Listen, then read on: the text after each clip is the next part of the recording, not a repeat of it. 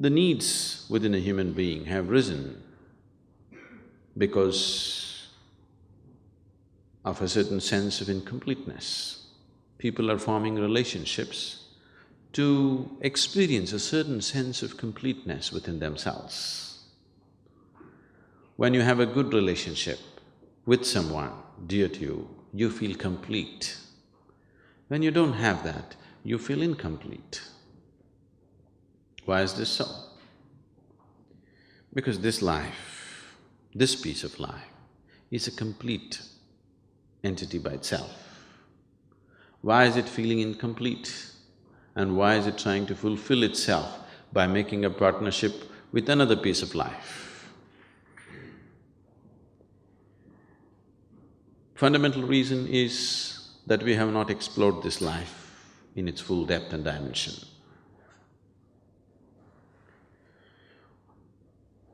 Though that is the basis, there is a complex process of relationships as such. There are expectations. And expectations, and expectations, and expectations.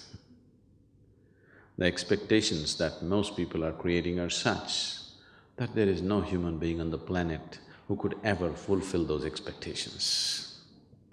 In the process of holding a relationship, the first moment of meeting, the expectations may be common, but as every step that we take in life, the expectations may become different. Because these expectations keep changing in people, they're not consistent and they cannot be. One person may be consistent with the same expectation throughout their life, another person's expectations may be changing because his perception and experience of life is changing. Now, relationships become great conflict.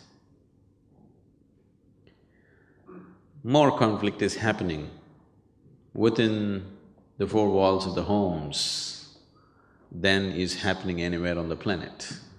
Only thing is, bombs are not exploding, so you don't hear it. They may be giving each other silent treatment.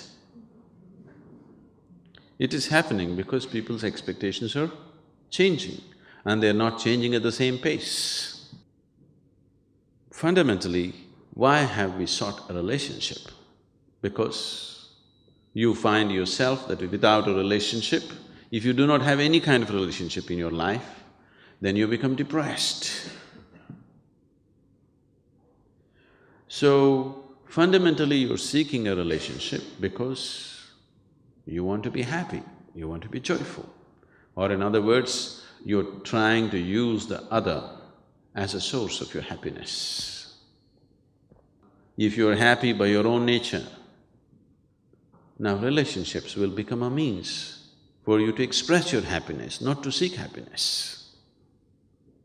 If you're forming relationships to seek happiness and trying to squeeze happiness out of somebody, and that person is trying to squeeze happiness out of you, now this is going to be a painful relationship after some time. Initially it may be okay because something is being fulfilled. But if you have become a joy by yourself, and you're forming relationships because you want to express your happiness, nobody's going to complain about you because you're in the process of expressing your joy, not seeking joy from the other person.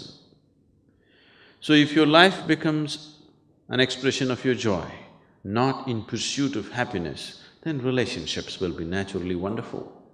You can hold 1,000,000 relationships and still hold them good. Now, this whole circus of trying to fulfill somebody else's expectations does not arise, because if you are an expression of joy, anyway they want to be with you.